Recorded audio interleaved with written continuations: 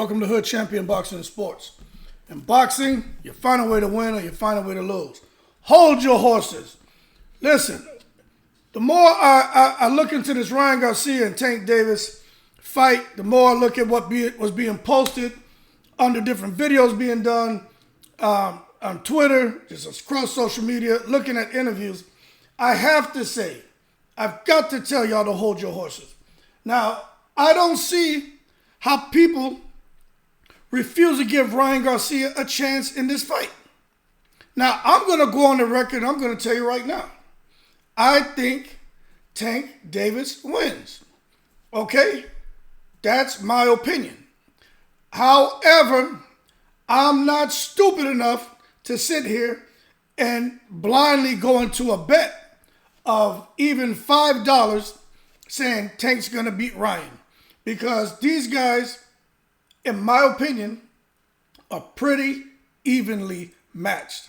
Even when you peel it all the way back to their amateur days, those guys have almost the exact same amateur record. Almost the exact same. They both have around 5 losses, I think. And the wins are damn near, I don't know if it's a little over 200. I don't have that. Let me pull it up while I'm talking to you, right? Because I hate doing that, man. Let me just pull it up while I'm having this conversation with you, right?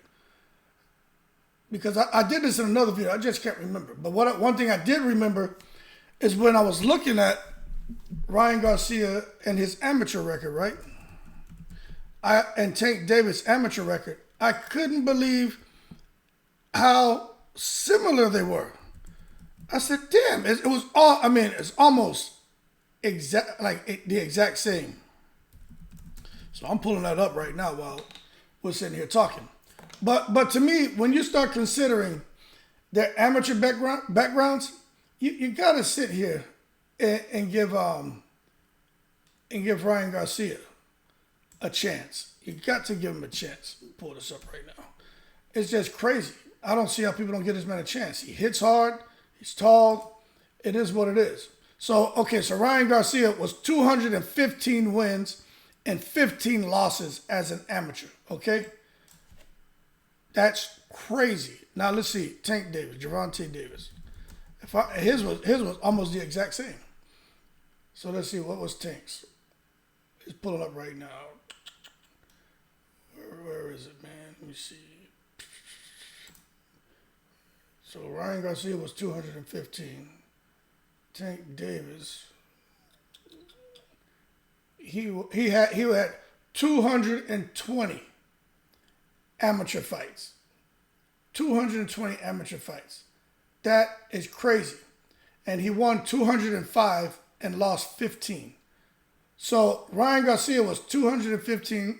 So Ryan Garcia had over 200 fights with 15 losses. Tank had over 200 fights with 15 losses. Now, when you look at that, how can you sit here now and say Ryan Garcia is just going to get totally outclassed? Now, you say, okay, let's look at these guys as with their professional boxing records, right? Because, you know, that actually matters. Tank Davis, man, has 28 wins, 26 by KO. That matters. Doesn't matter what anybody thinks. That matters. Ryan Garcia has 23 wins, 19 by KO. So you can see they're relatively close in all areas when you're just looking at it on paper as far as the professional career, amateur career, wins, losses, knockouts, right? They're pretty similar.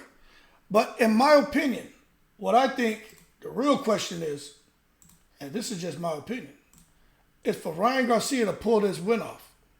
Can Ryan Garcia, no kidding, can he fight like Thomas Hearns against Duran, where he's the taller fighter with the longer arms?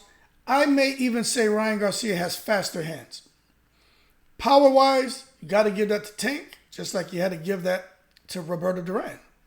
Can Ryan Garcia come in there and box and move around the ring and be smart and disciplined, tuck his chin, hide the right hand, and then let the right hand go and come back with the big left hook? We know what Thomas Hearns was, the right hand. But can Ryan Garcia set traps to let the big left hand go and catch Tank Davis, the shorter fighter who often will throw a jab to the body or who will try to close the distance and take risk. Tank is all about taking risk at times. But the thing is, Ryan Garcia is so quick that he could catch Tank with the, what's that guy's name that Ryan Garcia just fought? Wasn't Fundora, the Dominican fighter, man.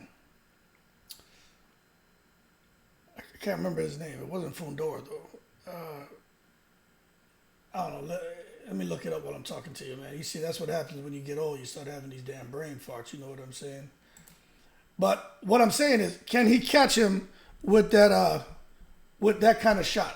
Like that's my concern.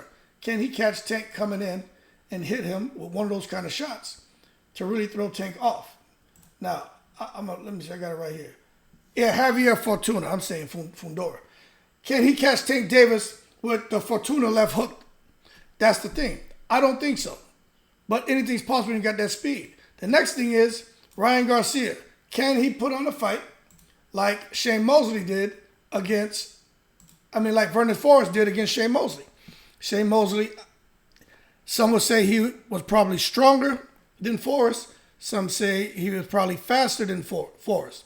But I don't think people at that time gave Forrest the credit he deserves. But Forrest fought a very smart fight. And when he hurt Shane Mosley badly. But Vernon Forrest said at the end of the fight, he said to all the fighters, use your jab. That's how you counter speed. That's how you stop somebody with that kind of speed. You just use your jab. Ryan Garcia has all the physical advantages to be able to use his jab. Now, it's not that easy if you don't stay disciplined. Because once Ryan Garcia throws a jab or throws two jabs, he's going to have to move, step to the side. I'm not saying he needs to float like a butterfly and run around the ring. That's not what I'm saying. But he has to get out the way, because Tank is smart. And while if he knows he's getting behind on rounds, Tank will start setting traps. He'll start taking chances, and Tank believes in his power. You know why? Because Tank has almost knocked out all of his opponents. And whenever Tank, see, this is the thing. Tank Davis is like Terrence Crawford. When Terrence Crawford feels it's time to turn up the heat, Terrence Crawford goes into the phone booth. He comes out, turns into a superhero. He becomes Southpaw Man. When Crawford goes Southpaw, you know the fight's over. Gervonta Davis, same thing. He goes into a phone booth. He comes out as a superhero. He becomes Tank Man. It doesn't sound as good as Southpaw Man, but you get the picture.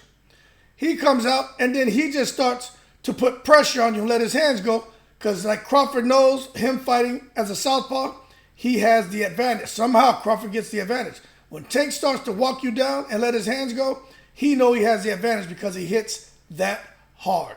He discourages fighters, and bad things happen to fighters. Good things happen for Tank when he lets his hands go. But again, can Ryan Garcia remain disciplined and control the faster, shorter fighter, and some would say the more powerful fighter, with an educated, disciplined, responsible, mature, respectful jab? I don't know. But then we take it a step further and we look at, okay, Erickson, Lubin, and Fundora. This could be that kind of fight. Ryan Garcia is almost 6 feet tall. If y'all didn't know, I think Ryan Garcia is 5'10", 5'11". Fundora, 12 feet tall. Tank Davis, Tank Davis is short as hell. There's going to be a huge mismatch height-wise. But that doesn't always matter.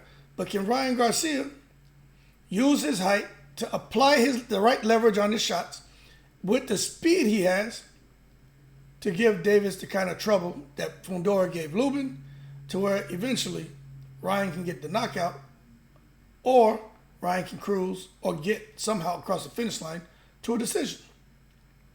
Now, it's much easier said than done.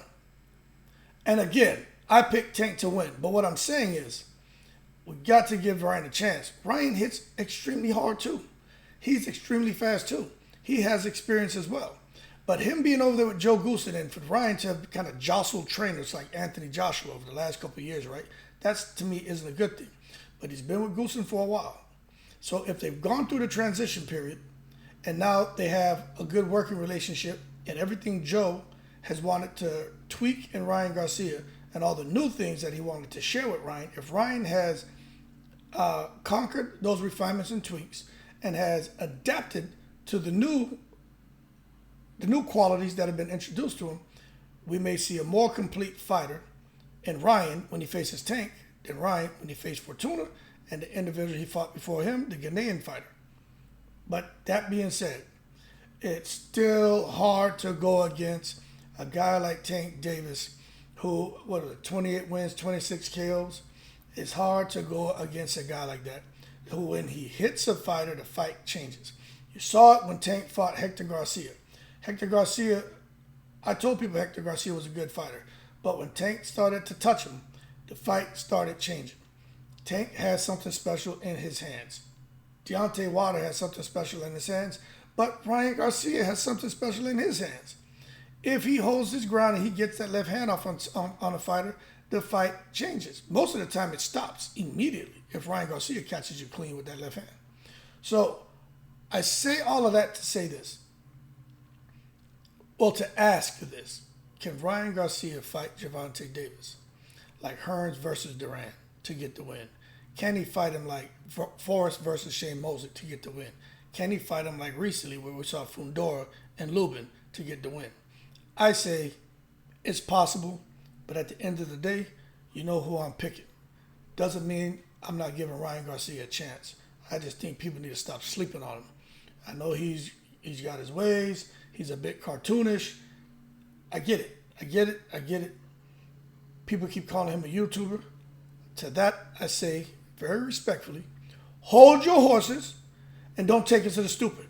Ryan Garcia may run with the YouTube clique, but Ryan Garcia is no YouTuber, and the YouTubers know Ryan Garcia is no YouTuber, and anyone who's a true boxing fan knows Ryan Garcia is no damn YouTuber. That man is a straight boxer who enjoys doing his YouTube stuff on the side.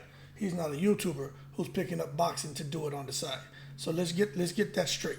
That being said, Ryan Garcia, Tank Davis, I can't wait to see this fight. I'm telling you, these are the kind of fights that need to be made. And I'm going to go ahead and say this before I end the video. A lot of these fighters can learn from Tank and Ryan. They have, I think you'll understand what I'm saying when I say this. They have everything to lose. It doesn't mean their career's over, but they have everything to lose. They don't need to fight each other right now. But these are the kind of fights boxing needs. They really do. Even Tommy Fury and Jake Paul. I know that seems cartoonish to a lot of people, but that's what was needed. Everybody was tuned in watching it. So now we're going into the next fight. Deontay Wilder, Francis Ngannou. It may be a good thing. I don't know if that's what boxing needs, but it's good. It's exciting. But Earl Spence, Crawford, take a note from these two. Look at Fulton and Inoue. Take a note from those guys. You understand? Look at Clarissa Shields, Savannah Marshall.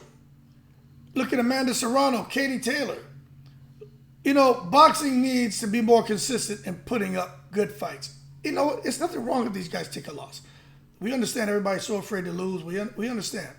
But at the end of the day, some fighters are going to have to put it all on the line, and they're going to have to take a loss if they want to see a turnaround in fight purses.